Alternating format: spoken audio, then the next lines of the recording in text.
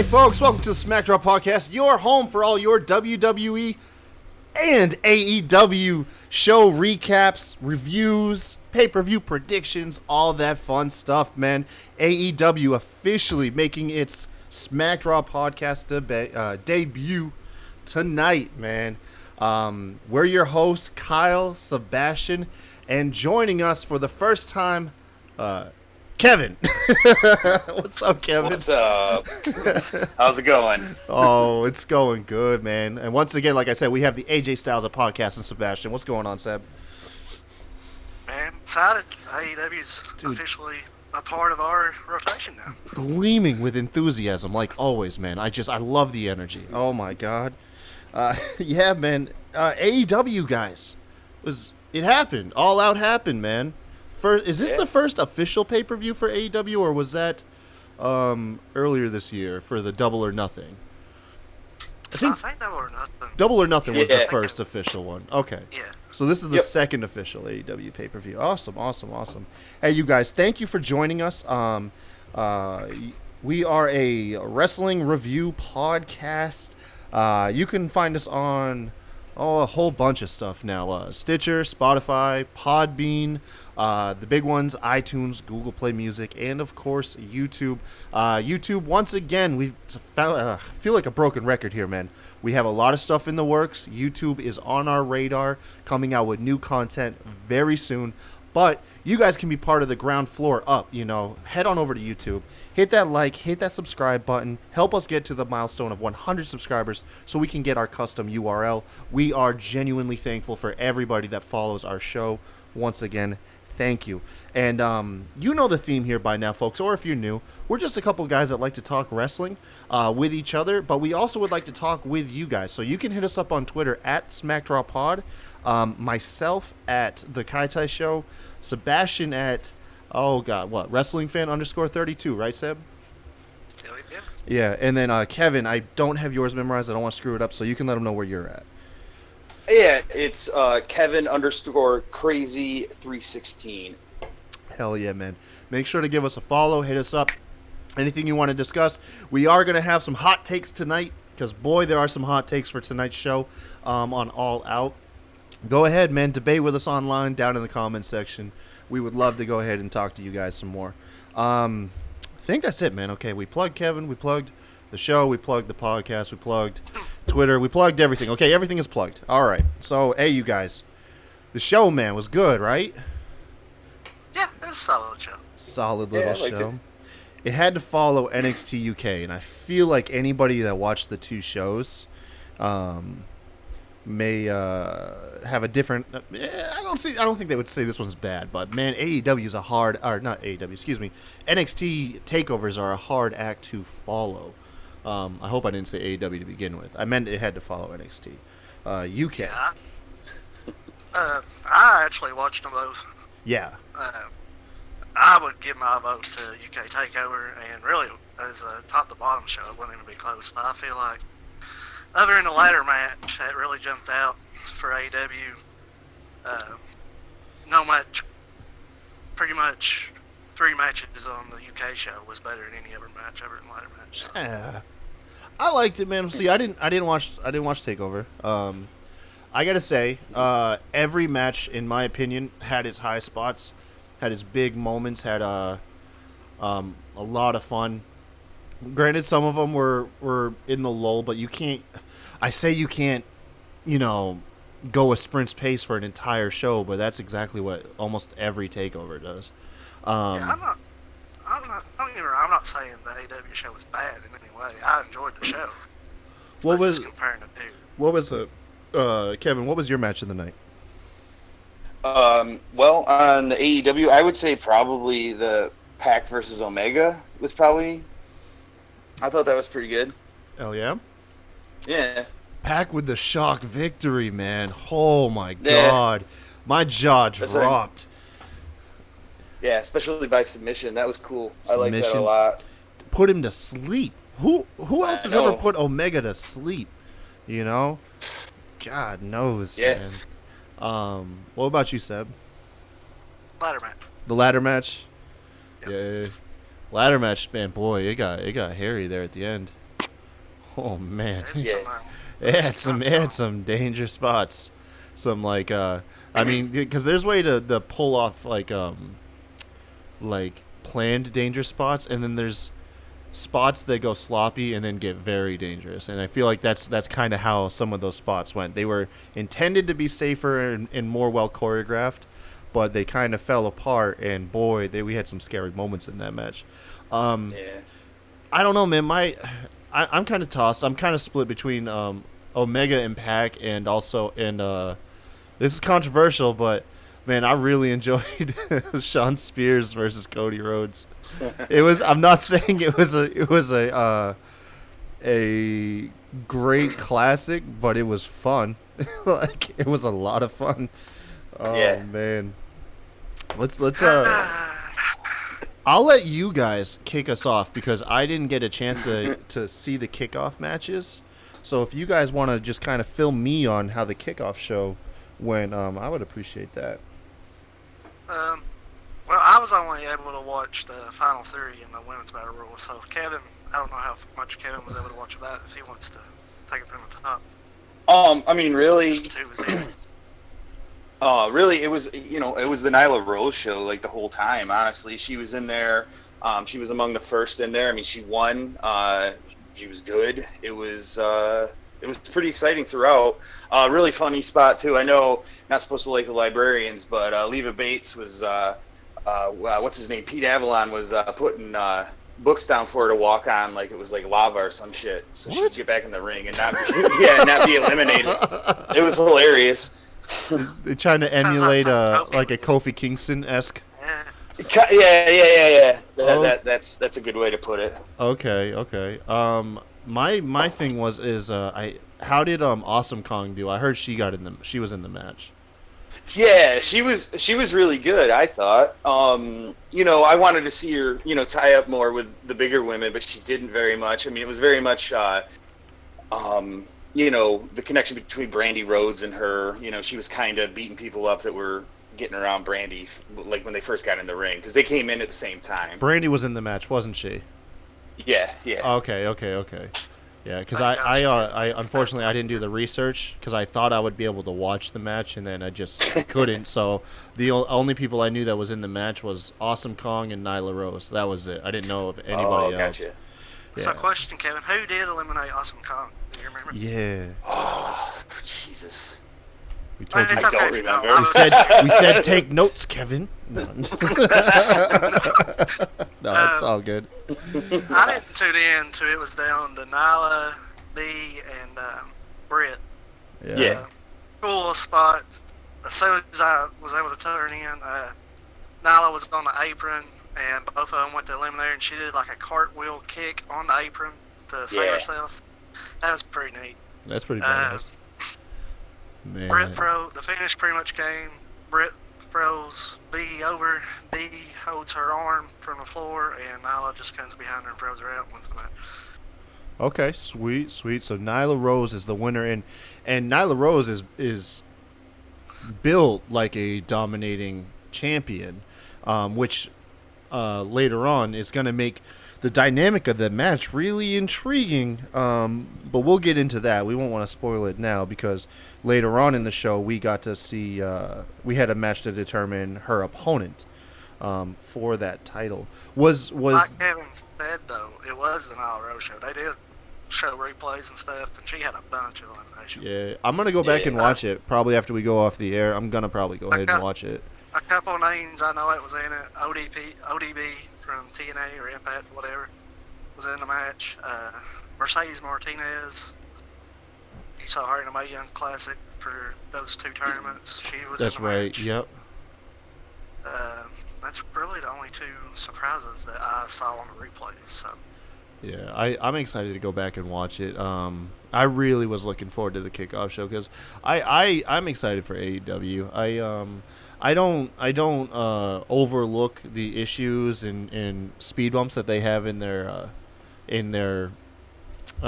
future, but at the same time, I am really excited, and it is a very talented roster, and you can tell that these guys doing it are trying to do stuff different. They're really trying to have their own identity, and I think they really accomplished that. If you look at the dynamic of tonight's show, it really is like there's stuff for everybody.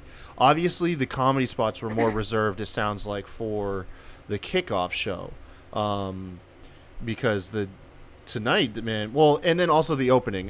So the show opened with SCU giving a nice little promo in Chicago. Chicago loves SCU along with pretty much everybody else, but they also love Luchasaurus and Jungle Boy. And I haven't followed the story. Who's the third member, the smaller one of the two small fellas?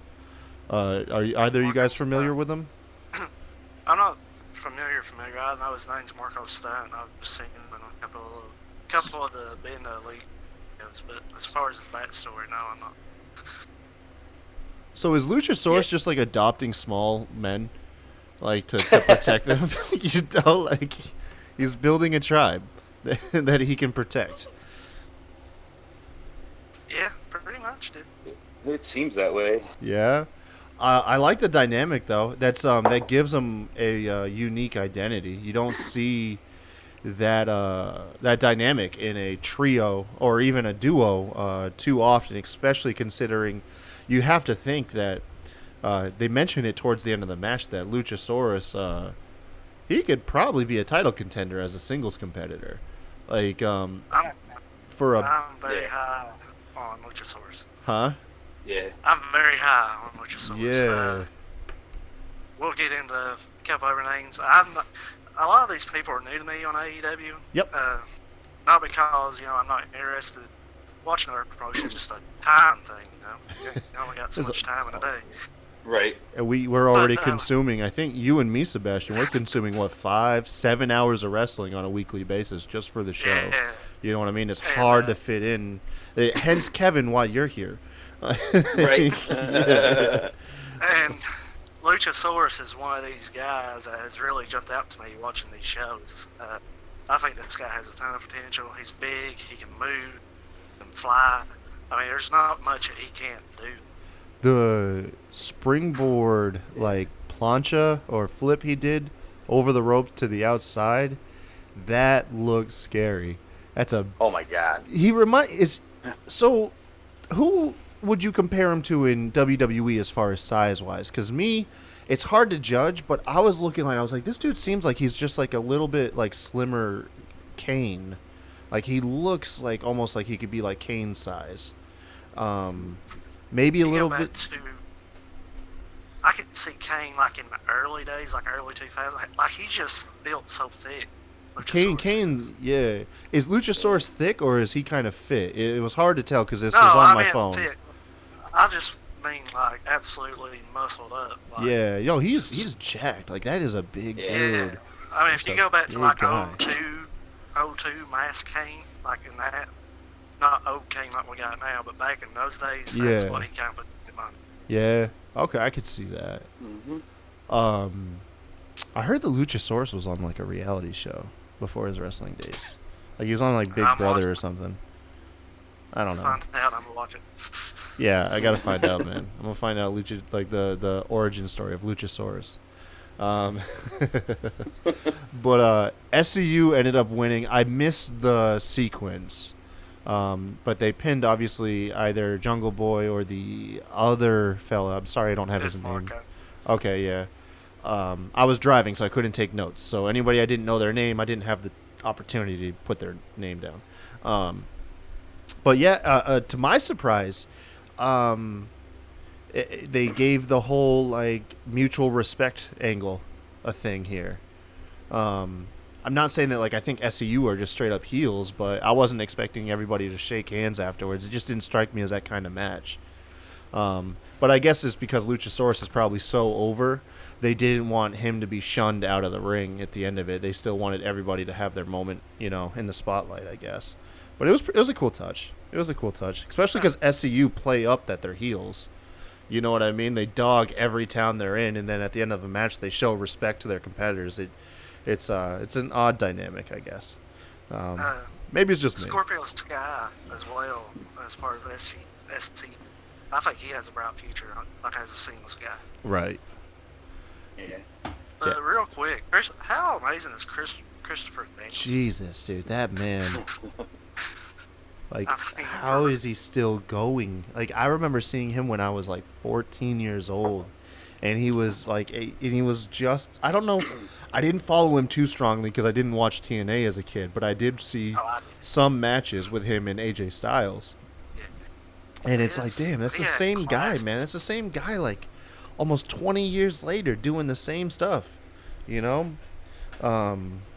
It's crazy, man. It's crazy. I love that he had a match with Stephen Amell. I love that he had that match with Stephen Amell at All Out. That was way better than it had any right to be. So next up, man, Kevin's match of the night, he picked Kenny Omega versus Pac. Boy, oh boy, I want to see like this is gotta. This is hard, man, because you have such a good feud with Kenny Omega and John Moxley, and now Pac has put Kenny Omega to sleep. How does this go? Because I want to see Kenny Omega and Pac now, but I want to see Kenny Omega in Moxley. Is it really just like throw him in a triple threat, or like what do we do here? Because this is crazy. It could just be the insurance policy on if Mott's back when he's supposed to. I mean, we all remember how much longer he was out last time than he expected to be. So right. Could just be playing it safe. What was your take, Kevin? Because I mean, I'm frothing out of everything that we saw here tonight. I'm frothing at the mouth for this to be a feud, Omega and Pac. Like I want to see this match, like 10 more times. Oh yeah, 100%. I mean, I've never really seen Pac wrestle before, to be perfectly honest with you. I was blown away. Like that guy is like a monster. Yes. You know, it was incredible. He is the most powerful little man I've ever seen. Yeah. He is impactful. They did have that botch in there where they were doing like a sequence of reversals, and Pac went to do the reverse Hurricanrana, and he essentially completely missed Kenny Omega. And Omega, he just went through with it because he's a pro. You know, oh man, what else was he gonna do? Exactly right.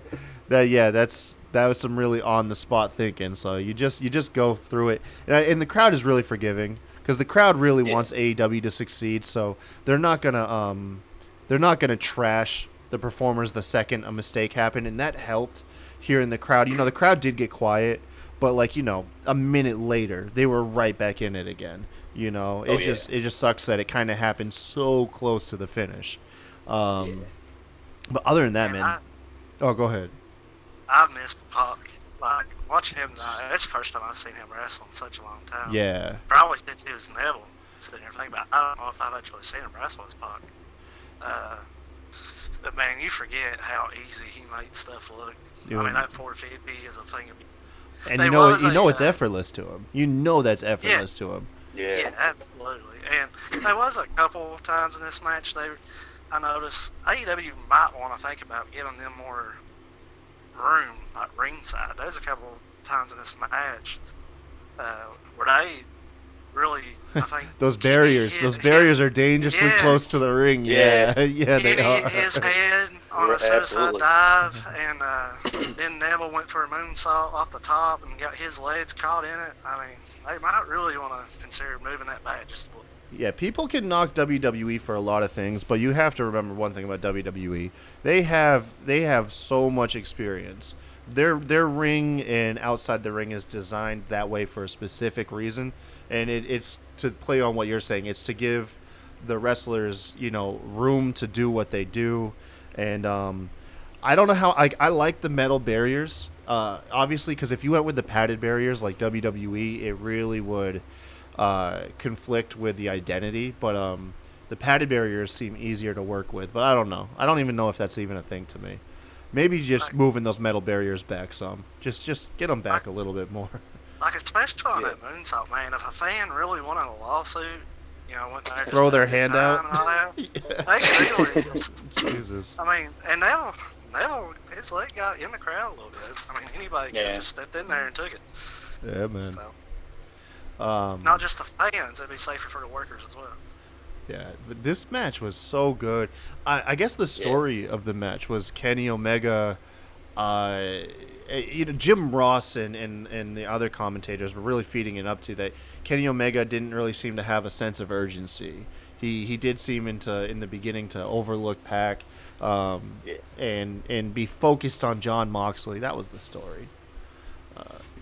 It sounds like it cost him. Yeah. Yeah. Totally.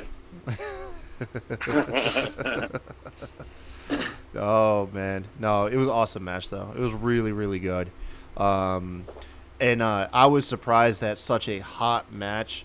Oh wait, well the finish did come. We said that Pac put Kenny to sleep, but it was with a move called the Brutalizer, which looks like a mix between a crucifix and like a crossface around the neck. It's actually a pretty cool ass move, because I don't know where you would go. I don't know where you would go to get out of that shit, man. That was tight. And Kenny Omega passed out on his feet. Passed out, standing up, man. Neville got it on him while they were standing because Kenny was trying to give him the one-winged angel. And Kenny wore down until he just literally passed out, fell over. That was it. You don't see that angle too much in wrestling, man. So that was cool. I liked it. I had no issue with it. Another thing I had no issue with was the Cracker Barrel Classic. Holy shit. Oh, my God, dude. That was awesome. The hell, man. This was my introduction to Darby Allin, Joey Janela, and Jimmy Havoc. All in one. And holy shit, these boys are crazy. And inventive. Oh, my God, man. Oh, my God. Dude, Darby Allin broke out a skateboard with fucking thumbtacks on it. Spiked it down onto Joey Janela's back, and Joey Janela wrestled the rest of the match with thumbtacks hanging out his fucking back. Oh my God. It was awesome. So good. Oh, so yo, I don't even know where to start with this. Jimmy Havoc Jimmy Havoc starts the match off like all three of them staring each other off. Havoc runs out, grabs, I guess, his patented staple gun. Apparently, Jimmy Havoc is known for this staple gun. And then just starts stapling himself to psych himself up. Oh, my God. Holy shit, man. Yo, y'all go ahead. Y'all talk for a sec. I gotta go grab a drink, but, man, this match is fucking sick, man. Yeah, that match was all over the place. Yeah, that match was like all over the place, man. It was crazy. Like, just jeez, who was it? Was it Jimmy Havoc? Yeah, they taped him to the chair and then put thumbtacks in his mouth and taped his mouth shut. That was like, it was crazy. It was so brutal. It was. I mean, I never fought in one day wrestling. And not all this is to do with this. I would see a pool cue, cricket bat, barrels, skateboard used in a wrestling match. I mean, it was wild. There's a power bomb into a table. It basically turned into a pile driver. He over rotated and. Janela, man, he went for that moonsault on the outside and he absolutely what crashed. The fuck like, was heard that about? Thud. What was? Like, he hit so hard. Yeah. I don't think he was selling after that. Like, when he got up, like a minute later, like, there was no selling that, like, the wincing, like, on his face. That was genuine. Like, there's no way you splat that hard. And to make matters worse, because, he was trying to do it to, Jimmy Havoc, right? Yeah. Havoc was nowhere to be seen. It reminded me of that PCO clip that's making the rounds where he does the suicide dive on the wrong side of the ring. Like, that's what it reminded me of. Like, this dude's insane. Oh my gosh. Darby Allin, he's one of the guys that's really jumped out to me too. since AEW came out with his match with Cody and things. He scares me to death when he does that coffin drop. The backwards drop. Yeah, he had that Yeah. one against Cody, and that See- could have easily paralyzed him. And if he did it with a fucking barrel this time. Cracker it still Barrel, snaps. man. No shit. Oh my. It became a theme throughout the night for me, noticing just, man, I cannot gel with this commentary team. Yeah. Really? JR. Yeah, like JR before the match, this is the first thing. Well, actually, it's the second thing I noticed. There's a thing at the end of the opener, or SCU and Luchasaurus and all that, when Luchasaurus was going backstage. And it's something, it's so odd you hear a commentator say. He was like, and that's how you connect to the audience. Like he was on a podcast or something, you know, like. Yeah. But before this match starts, JR's like, this match is one fall. It's a one faller. Yeah. And the match starts. And then the match starts. And 2 minutes after the match starts, JR goes, yeah, I never got the rules on this Cracker Barrel match. I love that though. I love it, man. It might be nostalgia blinders right now, but I've heard the criticism. I've heard the criticism about JR. Not so much that people are upset with him. They're just saying that we're not getting the best version of JR here. Well, it's not just JR. Excalibur, like, mixed up his words so much that he'd say something and he'd have to stop himself about, no, what I actually mean was this. Yeah. I mean, I don't know. It's just the whole team just isn't I don't- gelling. Which it takes time to build chemistry, too. Don't get me wrong. Right. But I don't know. I mean, Kevin, you said that you're my age. You're in your 30s, right? Yeah. And I assume you watched wrestling as a kid and as a teenager, possibly. Absolutely. Yeah. So, like, what's your take with hearing JR's voice again? Does it feel like a warm blanket that you're comfortable Oh, with? absolutely. Yeah, man. I don't know. JR could be like spewing shit. I can't even hear it, man. I hear like a by God, and I'm like, fuck yes. Like, Yeah. I'm home. So I don't know, totally. man. It might be nostalgia blinders on me right now. like, he just says, not just things he says in a match, but like between matches, he just sounds like he's on his podcast or something. Just Oh, saying and you know stuff. what? You know what? You went and I get it now. I get it. No, you're totally right, Sebastian. I forgot, like, and this isn't a knock at you. This is just something I didn't perceive. You're young. You missed the Attitude Era.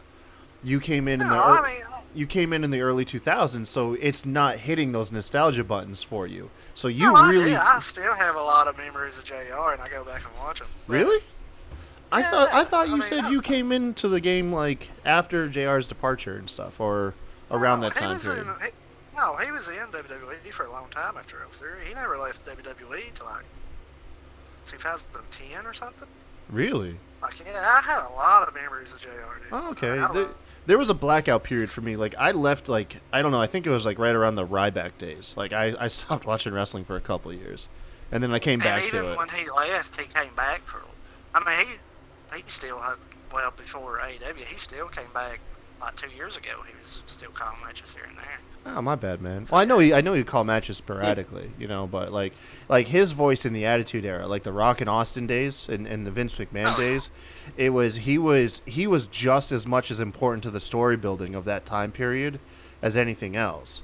You know what I mean? Yeah. Like he sold the drama to all the stories.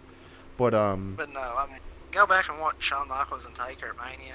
oh JR's man, the end of the voice. era match. Oh man, the end of the era match. Oh my god.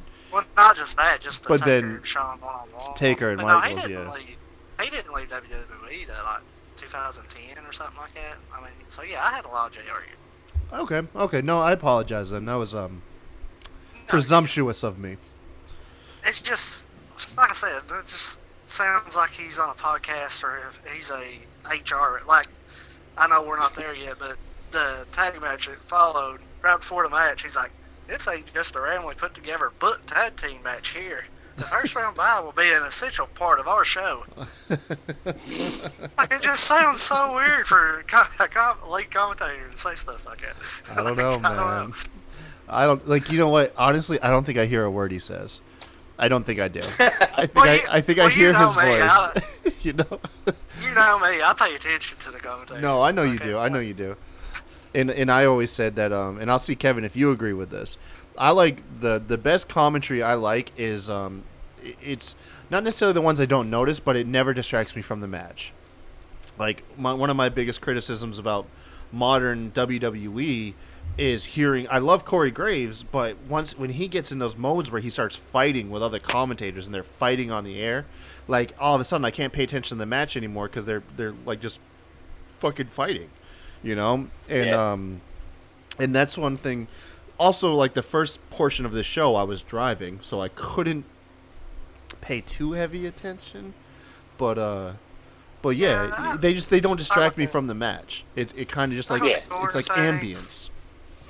Yeah, like with the quarter thing, I do tune him out when he starts to bicker and stuff. But I do like when an announced team like takes me on a ride, like a Morrow on NXT. And when you watch you watch NXT UK tomorrow, it's one of the best commentary shows I've watched in a long time. I give Vic Joseph and Nigel a lot of credit for what they did today. I mean, it was just take me on a journey. You are such a professional, Sebastian. I'm so happy you're on the team, man. You are such a professional.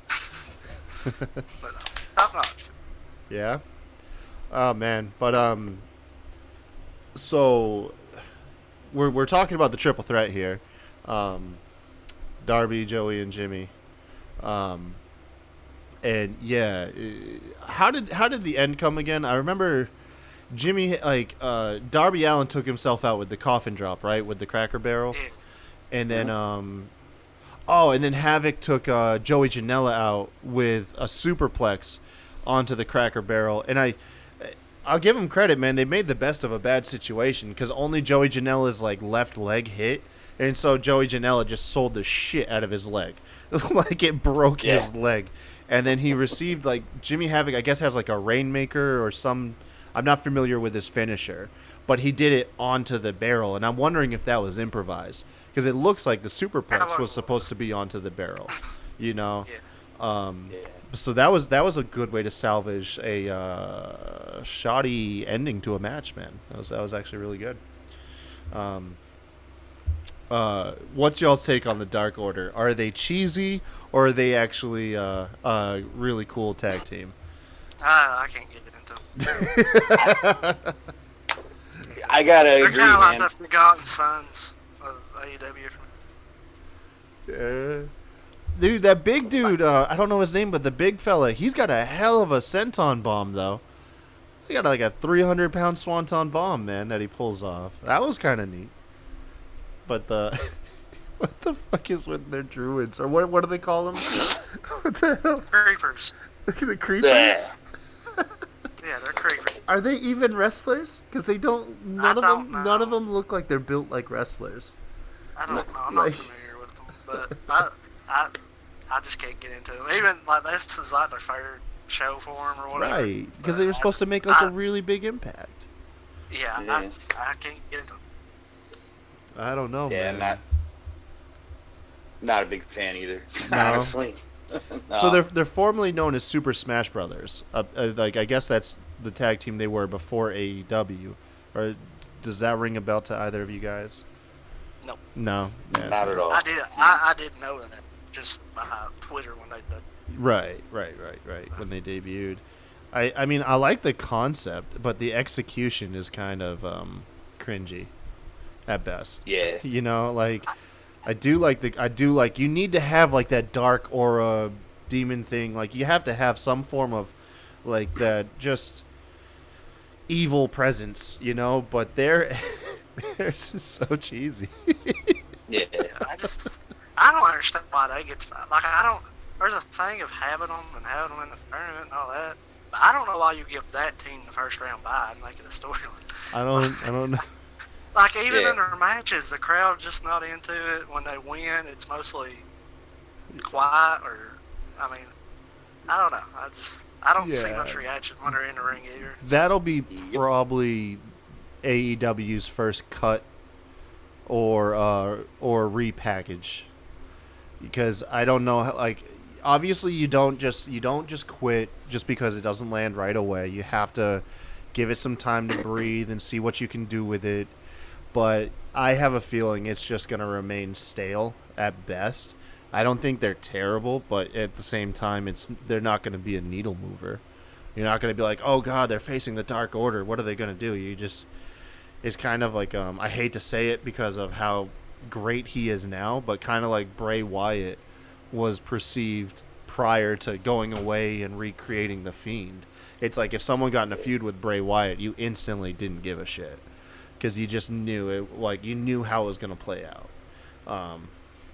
And I have a bold prediction. That's how I'm making it right there. Is Dark Order. Dark Order's on a borrowed time. I'm sitting here thinking about that. I wonder how they're going to do that kind of stuff at AEW. Like WWE, they have this writing team. Got to really answer to them. But I wonder if like Proud will get in the way the Cody or the Young Bucks coming up to you and telling you have to change your character. Like I just wonder how it's going to go over sometimes. Yeah. The behind-the-scenes dynamic is really interesting because they built themselves with a bunch of previous wrestlers where WWE brings in writers that have nothing to do with wrestling. Yeah.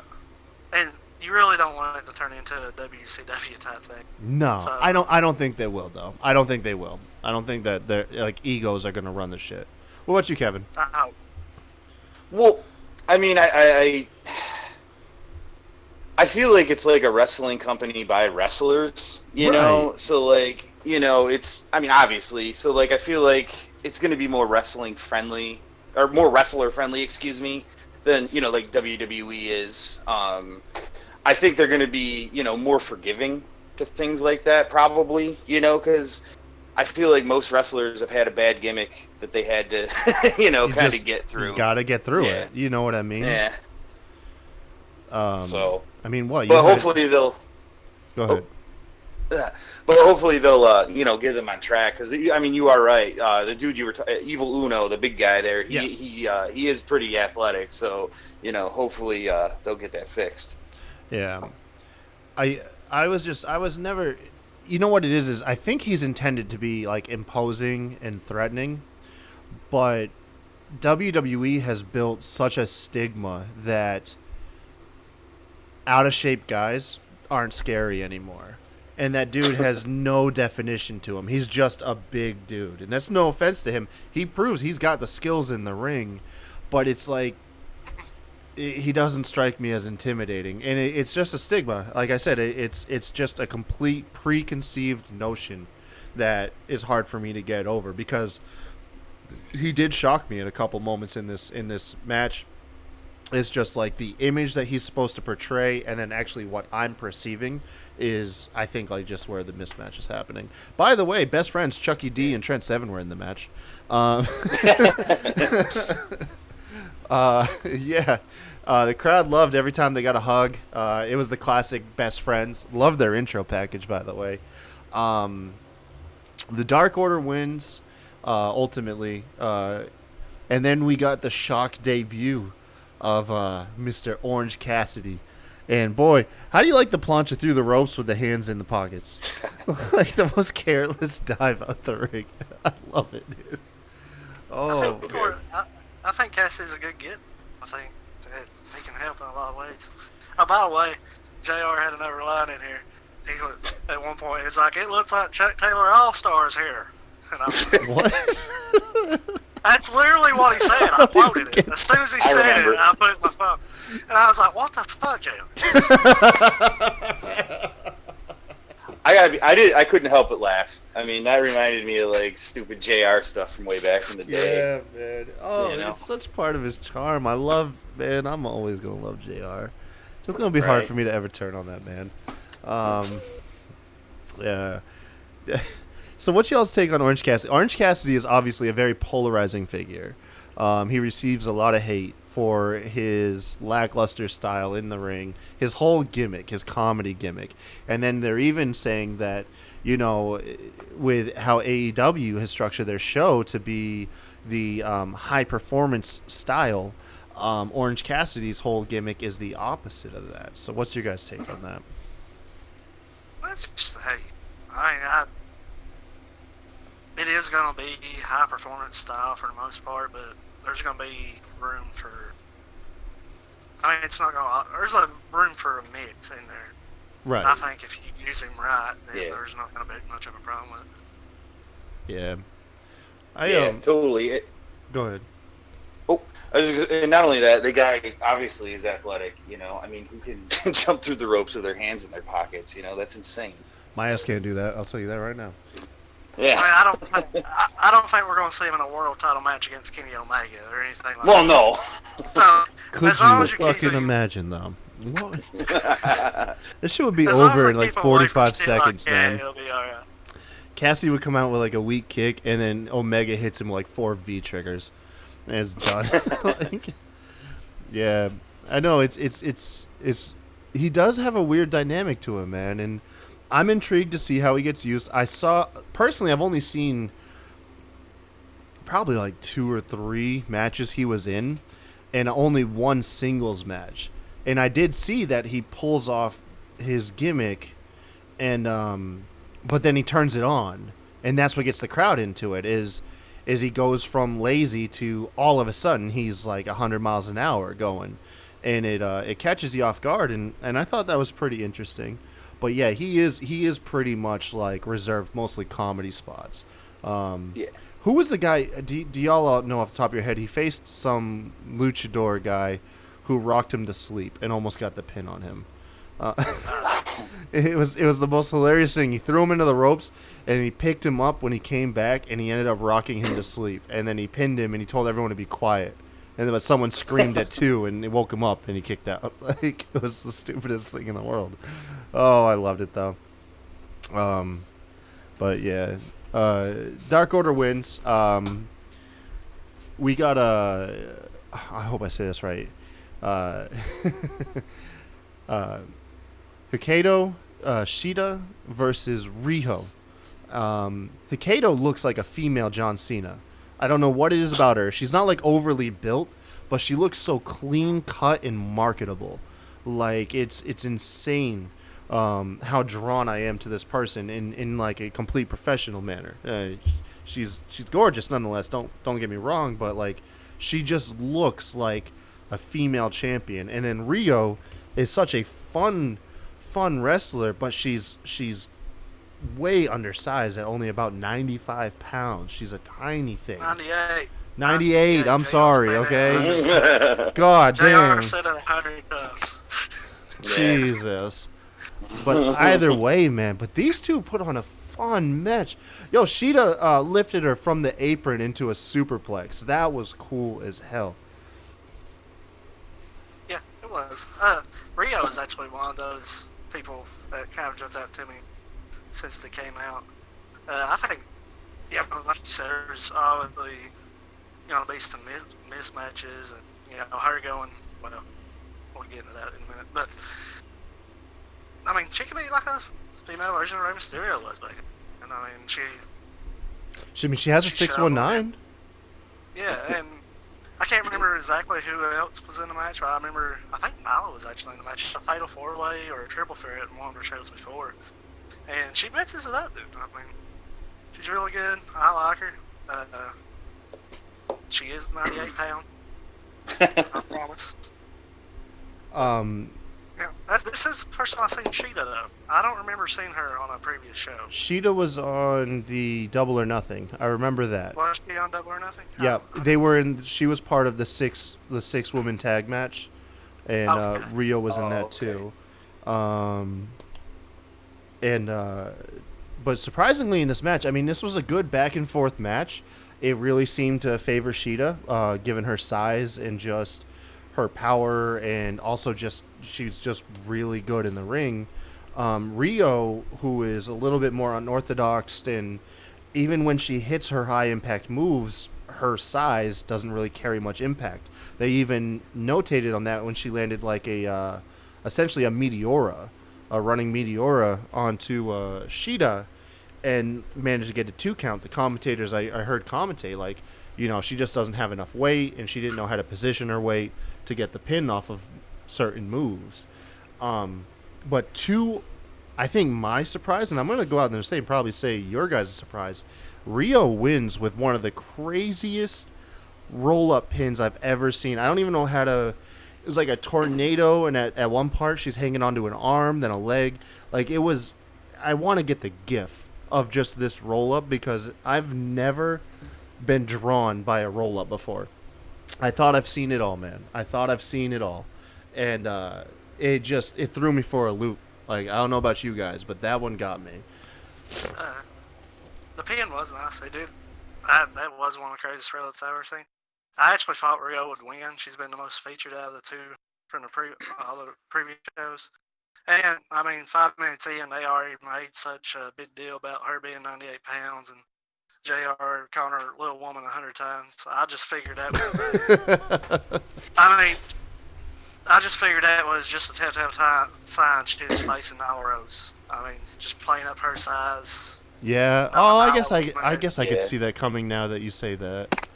So, yeah, 5 minutes in, I kind of figured that. Really? You had that? I was like, dude, no.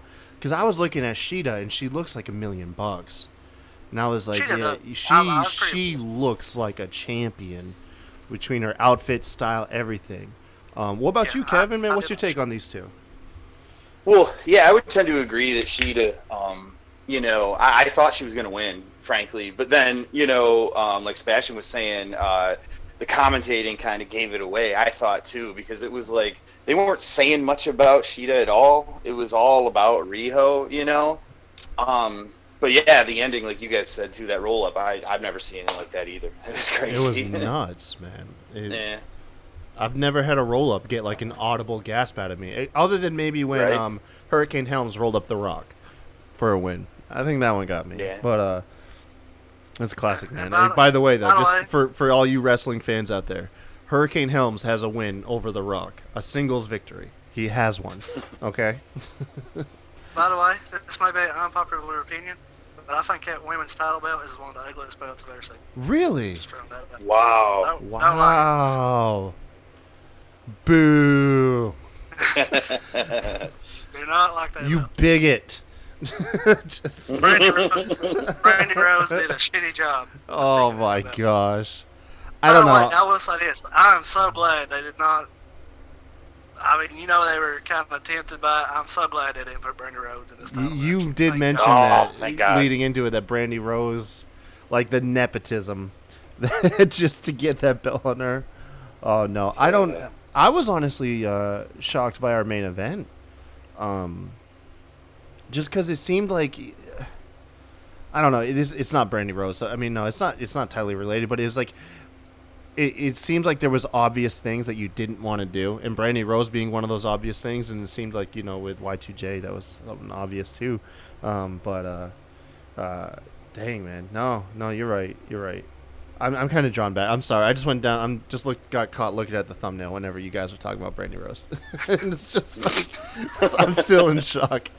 But we're not there yet. And don't worry, I didn't spoil nothing here audibly, because if you see the thumbnail, you already know what happened tonight anyway. So up next, the chairman. I love the chairman, Sean Spears, with his nice white contacts, and Tully Blanchard taking on Cody Rhodes. So I guess it's gonna be an AEW thing that Cody Rhodes gets like the cool entrances. Like him and his matches get the all-out spectacle matches, or like he's getting the Triple H treatment right now, like the Triple H WrestleMania treatment. Oh man, yo, Sean Spears had a badass entrance. He looked cool as hell, sitting on the chair, the music, the whole aura, like man, dude, like wow. How far have we come from Ty Dillinger? I'm telling you. Holy moly. And then, so let me just talk about Cody's entrance, and then I'll let you guys go ahead and just dissect the match, because this is the one. I don't even want to talk about it. I'm telling you. So Cody's... We have Sean Spears come out to the ring. We get a couple things. Like, we get the chairman aura. He's sitting on a chair. He picks up the chair. We get the whole history because he busted open Cody Rhodes with one. He's got Tully Blanchard that followed behind him after he made his entrance. And then when he debuts his icy, like, white contacts, because they were calling him like he's ice cold and icy. And it led into it. So it was a thing, and he did look cool. I'm downplaying it. It looked cool as hell. Then we cut backstage, and we got Brandy Rhodes joined by DDP, who's dressed as like they're both dressed like cosplaying as Star Trek. Like I'm not familiar with Star Trek, but I know Star Trek when I see it. And they were cosplaying as Star Trek characters.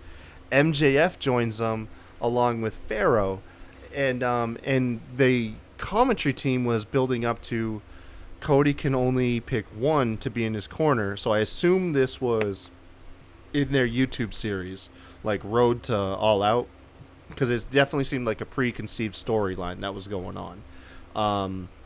And then the entrance happened. The fireworks go off, and poor Pharaoh. Oh my God, how do you? Poor Pharaoh was terrified of the fireworks. It was awkward for a good lingering second to see them try to get the dog to calm down, but you just had explosions go off near a dog. It's not gonna. Oh my God! I don't know how to. It is what it is, man. You had a terrified dog that didn't want to go out, but yet you had Cody Rhodes' crew have to pull the dog out, and it was awkward. It was super awkward. Cody had to break character for a moment to try and calm his dog down, and it was weird. Then we get to the ring, and you got MJF is who he picks, and then the match happened. And do you guys have any notes on the match? Is there anything noteworthy that happened? I'll let Kevin handle this. I'm gonna say my air for my rant after. Okay, Kevin, if you got. I mean, I didn't hate it. Like I I loved like, the match. I fucking loved it, but it made no sense. No, yeah. I mean, honestly, the coolest part of the match were the entrances. Really, but like that's when you know you have a bad match. Like, yeah, right, man, the entrances were really cool. I mean, the first couple minutes of the match were kind of cool, like when they were, fighting each other, like up in the crowd and shit like that. But like other than that, it was just kind of mediocre. I don't know. It was all right. Is it my turn?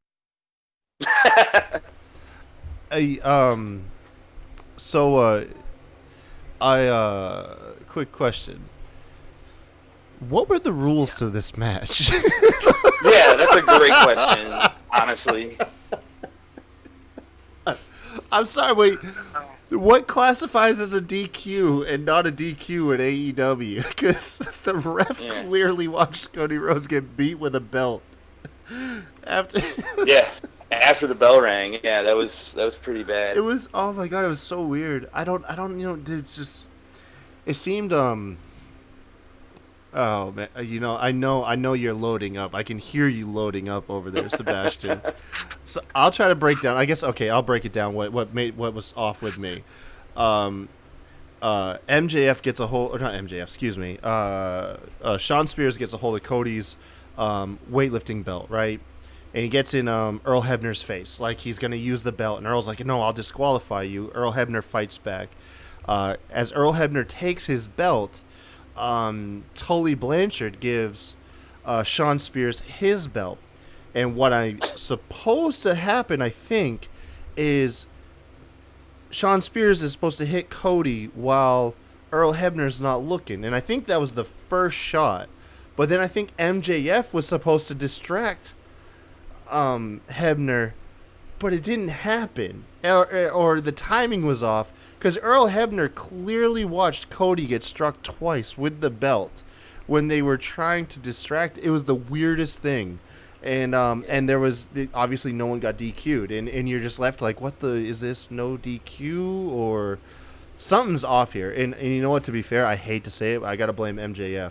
I think he had cues that he didn't hit, or he didn't hit timing-wise. But something was off, and you could tell something was off. There was a lot of awkwardness in the ring, man. And I don't know. And then MJF and Tully have a weird tussle. I don't know, man. It was so weird. Then Arn Anderson came out, though. And I was fucking fired up, man. I was fired up for old Arn. and his spine buster. And then like the match just it was what it was, and it just had a lot of crazy spots, and I don't know, it felt like a overbooked hot mess, and I loved it. Like, I loved it, but it makes zero sense. I'm gonna toss it over to Sebastian now because I got nothing else to add to it. Okay, before I start, Oh no. just to prove I'm fair, I'm gonna say a couple positives. Okay, the start of the match was a hot start. The crowd brawling and all that. The crowd was into it. Yes. It was a hell of a start. I was into it at that. I talk a lot about the commentary team. There was a spot in this where Cody was going for a suicide dive. Shawn countered it, and the announce team picked up and said Shawn was looking at the monitor and saw what Cody was about to do and used that to his advantage to counter. I like that. There's a Hangman DDT on the apron. I thought that was a cool spot. There was actually a GD dropped in this match, by the way, by JR. I don't know if y'all caught that. No, I didn't catch it. But also, to prove unfair, I'm going under this like it's a WWE, because if this would have happened in a WWE ring, it'd have been shit on. Okay.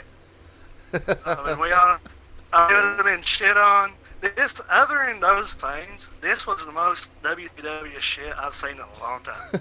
Okay? Like, yeah, like you said, the belt. And I don't even know if it was a time cue with MJF, because there was stuff that happened later in the night that should have been disqualified. It wasn't. If you go back to Darby Allin and Cody, the ref saw Cody the belt multiple times on Darby, no DQ. So I don't even know if they are DQ in AEW. I honestly don't know. And then the Tully and MJF crap just choking each other. And then when they go out there, Hebner don't even wait for them to fight again. Hebner goes out there and stands for 5 minutes before they even touch. Then Arn comes out. And then, okay, Cody throws the chair. Oh, yeah. And when the chair got brought in, JR goes, well, Cody better not, or Shawn better not do that. He'll get disqualified. Well, JR, didn't you see the belt 5 minutes ago? Nobody gets fucking disqualified, JR. It don't happen in this brand. Oh, my God. Yeah, and Cody hit him with the chair. Cody hit him with the chair. He hit like a fucking Van Terminator, essentially. A springboard Van Terminator. Shawn, he throws the chair to Shawn. Shawn catches it, right? Smoothest catch you could see. And then he just randomly turns drunk. Just fucking starts.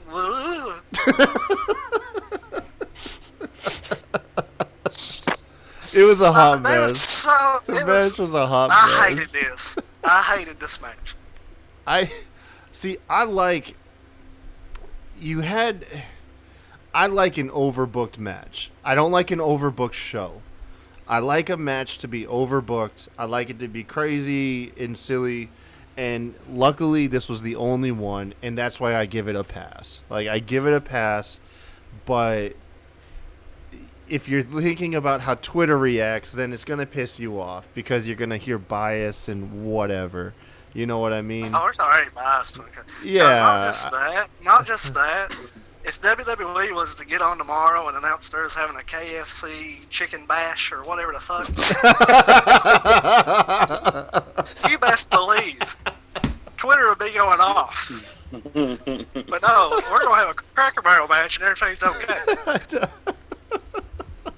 I mean, the match was fun. Don't get me wrong. Dude, but after the Cracker Barrel match, they took a shot. They were like, "This is like the Sunday dinner, available 7 days a week," and they gave you a shot of a plate of food. If WWE do that with Wendy's or some shit, you best believe it would get shit on from the announcement.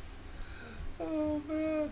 So just to prove unfair, I'm just saying, I'm a judge fades for AEW. Shit went off the rails here at this point, man. It went off the rails. You knew it. It's so good, though. Oh, my God. I really hope we get a McDonald's Playhouse match or some shit. Oh, you know, my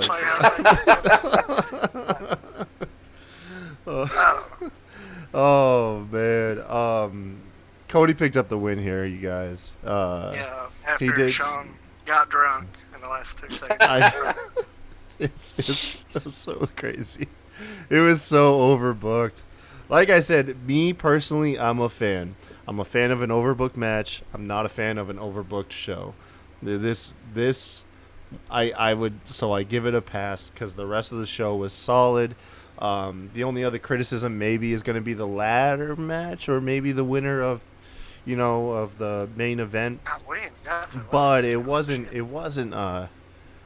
too much. But yeah, going on next, we had the Young Bucks versus the Lucha Bros for the AAA tag titles. We had Zero Fear facing off against Zero Balls, and there was too many spots to count, man. They broke damn near 10 tables. We got Canadian Destroyers through a ladder, Canadian Destroyers off ladders through tables. We had Nick and Ray hitting simultaneous splashes off ladders on the older brothers through tables. There was so much stuff here. We had scary spots, like Nick supposed to go from a ladder to the outside through a table, but came up short, and the same shit happened like a year or two ago in the same spot where he's supposed to have the ladder tipped and jump off the ladder, but when he jumps, the ladder shifts and he gets no propulsion off of it. So he clips the damn ropes and almost kills himself. This is the second time I've watched this dude almost kill himself on the same spot. Man, this match was nuts. Kevin, you were saying it felt kind of long to you, though. Well, I don't know that it's necessarily the match that felt long. Now that I'm thinking about it, I'm just kind of over the Bucks and the Lucha Bros rivalry at this point. I think. Said what? They've had 6 or 7 matches this year, right? Yeah, and they've wrestled each other at every AEW event so far too. I'm just not that it wasn't a good match. It was fun to watch and it was crazy. I'm ready to move on from it. That's all. Okay. I completely understandable there. What about you, Seb? It's a good match. It's my favorite match of the night. There's a lot of spots that I like. I think they need to watch the spot. There's a couple spots that, not even talking about dangerous, I'm just talking about Seaman 2 stage. There was a spot where both of them was walking across on the ropes. They both jump on the ladder at the same time, and then the other two hit a cutter at the same time. No, I know what you're talking about. Spots that didn't make sense, too choreographed. No, because I put it out there. There was some overdone spots, but what this match really felt like to me was for every weird overbooked spot, there was also a badass spot to counter it that was just jaw dropping. It wasn't a perfect match by no means. It really wasn't, because there's some cheesy stuff in there that just you really had to suspend your disbelief for. There's a spot where Matt, I think it was Matt, one of the Jacksons was on the ladder. The ladder got pushed, and he did a moonsault off the ropes. And then Ray did it right after him too. Yeah. When the Jackson did, I was like, "Oh shit, that was cool." And then Ray does it 2 seconds later, and you're like, "I literally just seen that. Am I supposed to be impressed?" Yeah. And then you saw the leapfrog. Yeah. Yeah. Well, the leapfrogs off the ladder through the tables was kind of different, because even the announce team kind of picked that up. They said they're looking at each other, daring each other to do it, saying, "If you're gonna do this to my brother, I'm gonna do it to yours." Yeah. At least, because I think it was at scale where he's like, "That's your blood on the table. Do you really want to do that?"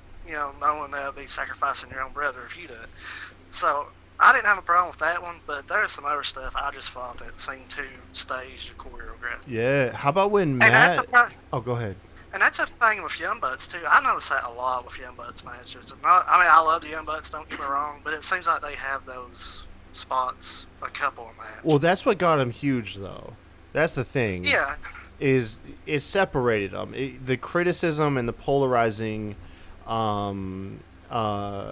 opinions of them helped get the spotlight on them, and then their athleticism help deter the criticism. It doesn't make them perfect. You know what I mean? But it brought eyeballs to them, and they have talent enough, I love 'em. to back them up. Yeah, exactly. But What about when Matt wasn't as Jackson bad. tore off Pentagon's mask? Yo, the crowd Yeah, it was turned bad. on the Bucks, man. Yeah, they did. Dude, you Immediately. crazy. You have a northeastern, or just like a northern United States crowd respect luchador heritage that much. That's nuts to me. You know, And I love the anger. That after was- it, 'cause that they was didn't do good. they didn't do the power driver on the ladder to right after that. Like it seemed Yeah. like they was more worried about killing him than they was the freaking belts at that point. exactly. That was cool. I got you. The crowd made that spot perfect. Because had the crowd cheered or not reacted, that it would have taken away from it. But the fact that the crowd loved both teams, but because you have the dynamic chance, you have the chance of like Young Bucks and then Lucha Bros, and it goes back and forth. But when he tore the mask off, everybody was like, "Yo, that's too far," and they booed the shit out of him. Like Yeah, that was such a cool moment, man. That was really cool. Yeah. Like I was saying earlier, that wasn't really necessarily. I mean, match was still good. It didn't take away from the match. It wasn't nowhere near as bad as that 6-man they had at the last pay-per-view. I think it was the Lucha Well, Bros. yeah, or where the Young Bucks time and got slashed Omega in half. versus. It was the Young Bucks and Omega versus Lucha Bros and I can't remember the other guy's name. I don't From remember. Mexico, what they brought in. But yeah, that match was completely choreographed. Like throughout the match, I can get into that. Yo, how about I was pretty entertained by that match. How about when Pentagon, after he got the mask ripped off him, pushed the ladder just full on, forgot to take caution, and pushed the ladder, and Matt fell down like spine first on the ladder and in the center. Like Yeah, that was yeah. like by that point I was like, okay, this is getting out of hand. Like you all saw me in the Twitter. Like I was like, yo, stop the Yeah. match. I was like, this is getting too much. Like this is. They're literally becoming like legit dangerous in this match. One- Like the one dad came small- out in me.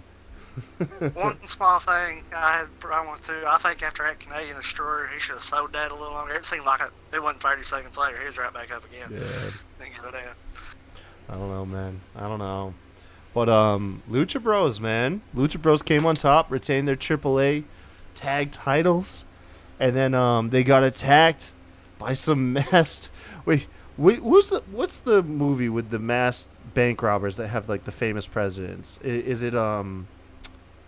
that Point Break? Point Break. Yep. Yeah, they got attacked by Point Break, man. Like that's what it felt like to me. Like, Thank you. I was picking up the same vibes. So. all right. Yeah. One more spot I really liked was Go the ahead. sling blade off the ladder. The sling. Oh yeah, no, That was you're a right. nice one. Yeah, that was cool. Pentagon did that, right? Yeah. Yeah. That's nasty. That was nasty. But yeah, Point Break came out and attacked both the Lucha Bros and I think Matt Jackson after the I felt match. like I was watching a purge. Huh? I felt like I was watching a purge when they came out in the match. Yeah. But it's LAX, and so apparently I don't know much about LAX, but from what I've pieced together, AEW is probably going to have the best tag division going forward.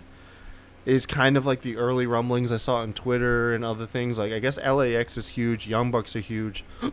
Excuse me. Lucha Bros are huge. You have SCU. Now you have the Best Luchasaurus. Friends. You know. Luchasaurus and Jungle Boy. Yeah. So it really The Dark does like Order. feel like they're sticking to what they're saying. They want their tag division to feel Well, like a main attraction. Yeah, still, the Young Bucks are like, vice executive.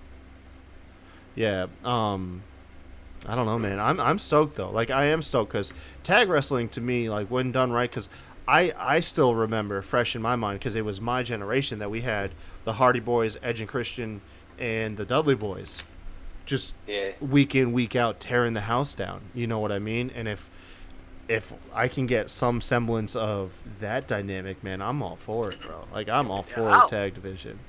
I love tag team wrestling. Yeah. Yeah. It kind of pains me to see how it is on the main roster.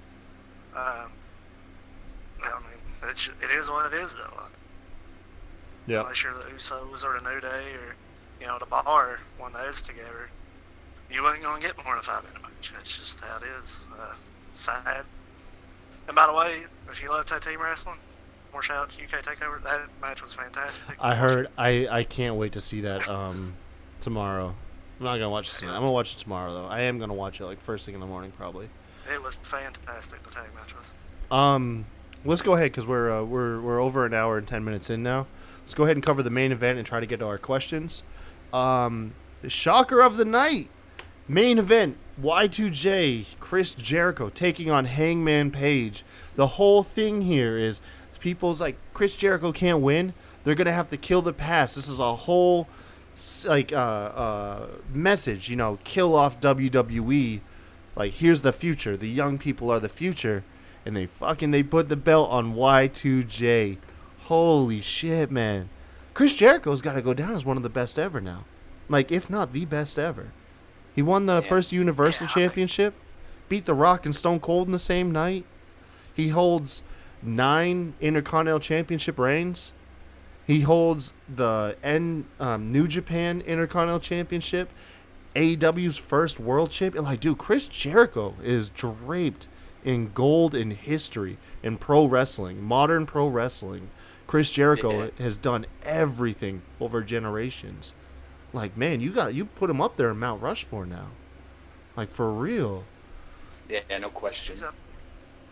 Holy shit, man. Chris. I felt like this match went a little long, though. I mean, you can criticize the match in a whole, but I'm more intrigued about the story now. It's weird because like the idea of Chris Jericho winning just made his legend to me just blow up. Like this dude has accomplished everything and anything. Like it's like to me like Undertaker status of like. I think he was up there anyway. Yeah, no, true. Yeah. But it's growing though. This doesn't feel cheap. It doesn't feel phoned in. It doesn't feel like when Bret Hart won the United States Championship, and he couldn't wrestle.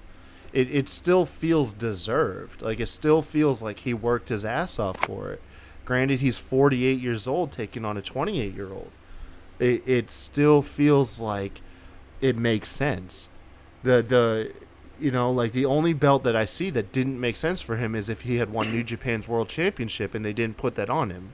And it's because he was going against fucking Okada. And ain't nobody beating a prime Okada. I'm sorry. I have mixed feelings about it. Yeah, no, I'm mixed too. I mean, like you said, it does a lot for his legacy. And I can kind of see it from AEW's point of view once, a household name like Jericho to walk into your first TV tape and it's champion. Man, it's I don't nuts. know. But I mean, I just feel like if Brock Lesnar went to NXT on the first taping and won that title. But what do you think? What do you think draws more attention, though? What do you think draws more attention? A babyface champion, or a heel champion that you want to see get the belt taken off of him? Well, Brock Lesnar would be the heel. You tune in to see the babyface win the belt. You know what I mean? But it's weird. Like I don't know, man. I don't know. Like I just feel like the right direction would be to put it on a young guy. Well, not young. You don't have to be young, but a guy that's gonna be. I mean, Chris Jericho's not even gonna be a full-time guy. Like he just can't with his band. Fozzy. His age. You can't go out there every week.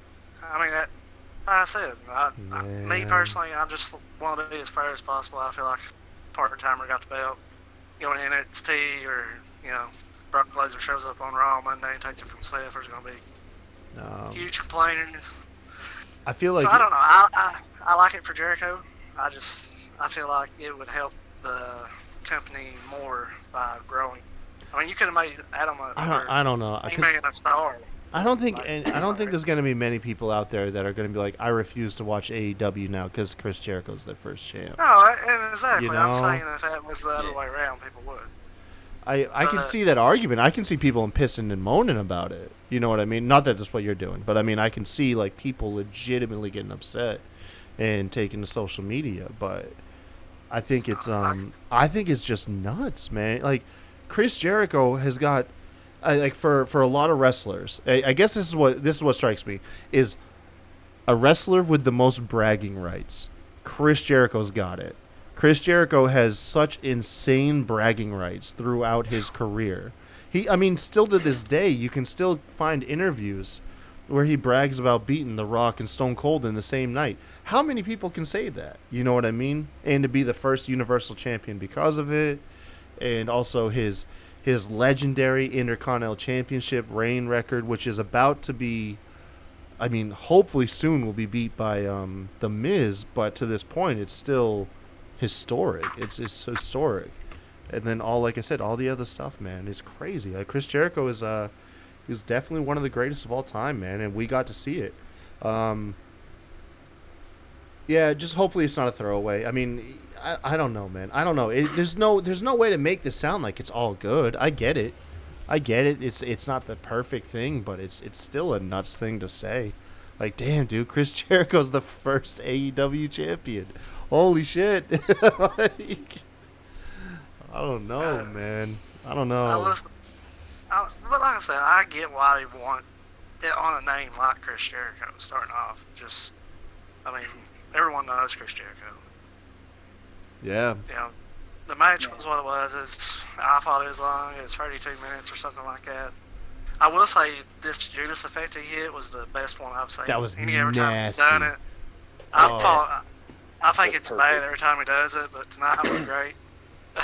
There was a moment, just my quick commentary, Jeff here. Paige hits a suicide dive, and JR says, "Man, we've seen that move a lot tonight." Jesus. And I'm like, so you just, I don't know. But, and there was, earlier I said there was other times people could have got DQ. Chris Jericho hit Paige with a microphone. Yep. Right in front of Aubrey. Yeah. So, I don't, like you said earlier, I'd like to see AEW on what a DQ is. What's his name? I feel bad. Hangman Page got counted out. You're supposed to roll into the ring. He had that count out. He had 9. He only made it to the apron. That's still a count out. Yeah. If you were on the ropes or you're on the ring apron, you were considered out the ring as far as WWE's concerned. So Which I will say this. Yeah, man, New Japan is very lax. I don't know if they do a 20 count. They do a 20 count. Well, not just that. If you watch their matches, there's a lot of DQs that you could do a DQ on, but they don't. They allow more. I love their tag lax where it's essentially almost every match is a tornado tag. I love that, man. I love tornado tags. I feel like they're the coolest damn tag matches. But like, if you're gonna do it, don't have your announce team out there making your ref look like idiots. That's all I'm saying. That's true. Yo, how about Hangman rode out to the ring in a horse? That was awesome. He's playing Red Dead before he came out, dude. Oh shit, man. Hey, that horse was a hell of a horse though. He took that like a champ. Like Pharaoh came out there scared as fuck. That horse came out just chilling. Chilling, man. They give that horse Xanax. Not a bit, but it's shit though. You imagine just shitting on the Intertramp or something? Yeah, no, just shit on the ramp. Fucking Jericho stands in on the way. That'd be great. Oh my god. Or Jericho on the way up the ramp drops the title in it. Like, oh my god. Jesus Christ, no, this is getting bad. Yeah, so Chris Jericho, man, your first ever AEW champion, Can't take that away from him. Can't rewrite history, folks. It happened. It happened tonight. I thought it was funny, though, when they were getting the closing shot, you could audibly hear the producer counting them down. You just hear, like, 9, 8. 10, 9. Yeah, it was so good. You see the captions come up and the copyright stuff. It was so funny. But that was our show, man. AEW is all out. I loved it, man. I loved the show. It wasn't perfect. You know what I mean? It wasn't perfect. But then again, not everybody can be NXT TakeOver. But you say we have some questions, or are we just going off the air? What's up? We had 3 questions.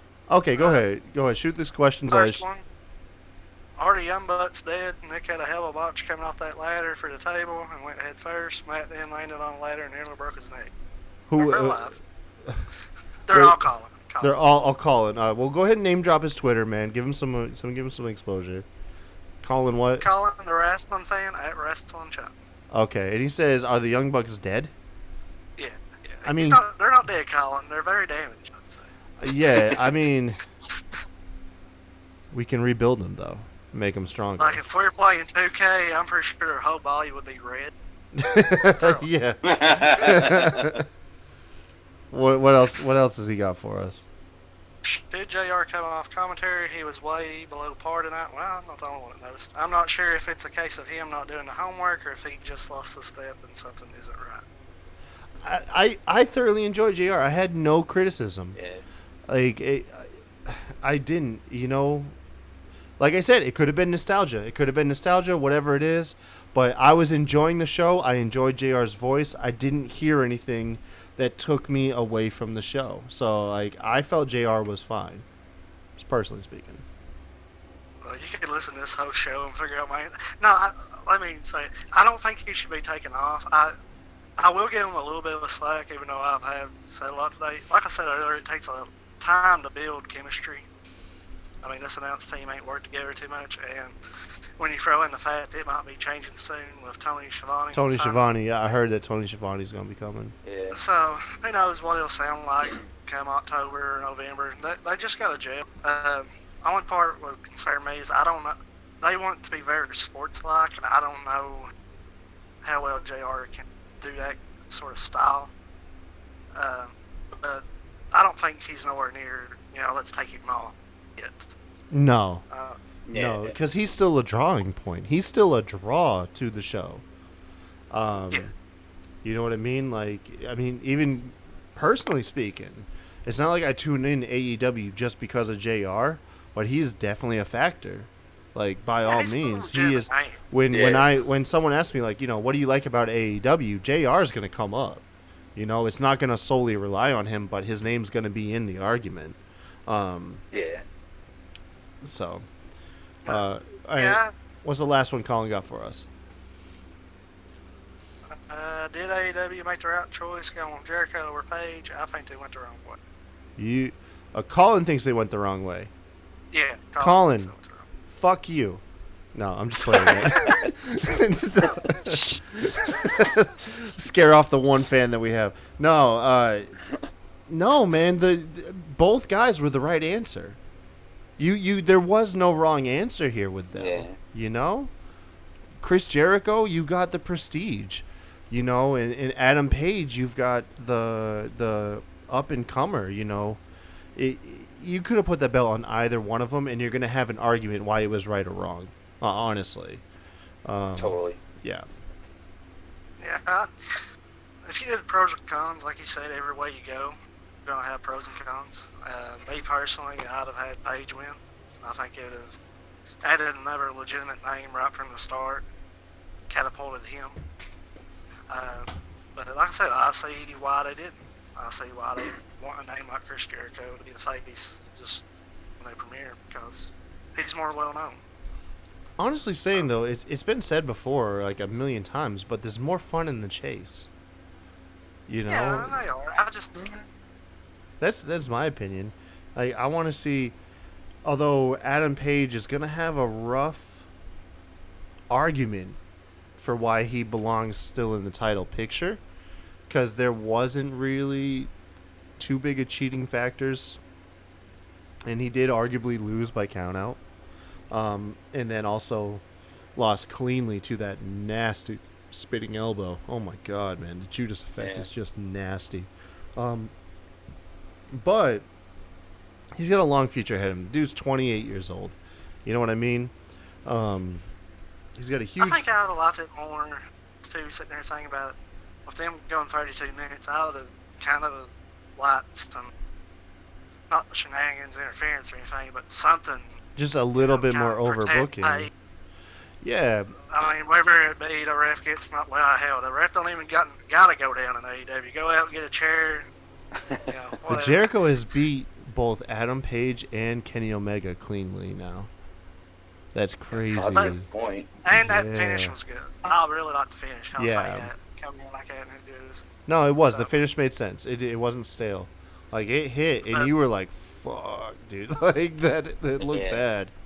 But I would a low blow, something to protect Page a little bit when you consider one's 48 and one's 28 and you just went 30 minutes. Yeah, but he's got such a long future. You know what I mean? It's not going to tarnish him. It's not like he's going to turn into, like, name a WWE wrestler, Sami Zayn. He's not going to turn into Sami Zayn after this. You know what I mean? Sorry, Sami. But just I don't know, man. I don't know. Like I said, there's arguments for it and against it.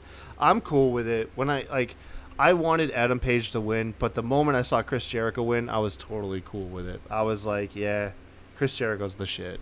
Like, he is just, damn it, dude. Chris Jericho is a damn rock star in real life.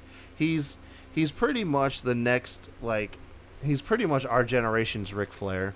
Like, he lives his gimmick. You know what I mean? No one tells him what the fuck to do. You know? And I don't know, man. Chris Jericho, he's awesome. But you guys got anything left to add for the show, or is that it?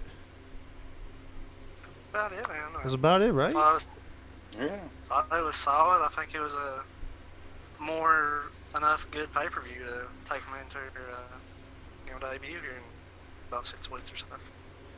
Hey, man. Kevin, how'd you like your first podcast, dude? It was fun, man. I really appreciate you guys having me on. Hell yeah. Yeah. Good, man. Good. That's our show, folks. Once again, thank you for joining us. It's a little bit longer, but, man, it was AEW's second pay-per-view ever, so you know we got to go through it a little bit more. But once again, drop in our comments, actually. Not your comments. Drop in our comments. Did AEW make the right decision with Chris Jericho? Is he the real, AEW champ, or should they have gone with Adam Page?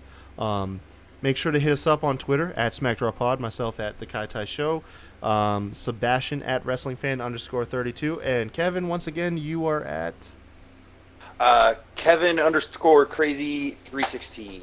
And that's crazy with a K. That's right. Yeah. And let us know how you guys think, man. But once again, thank you for joining us. Make sure to tune in Tuesday when we cover WWE Raw. Y'all have a good night. Bye.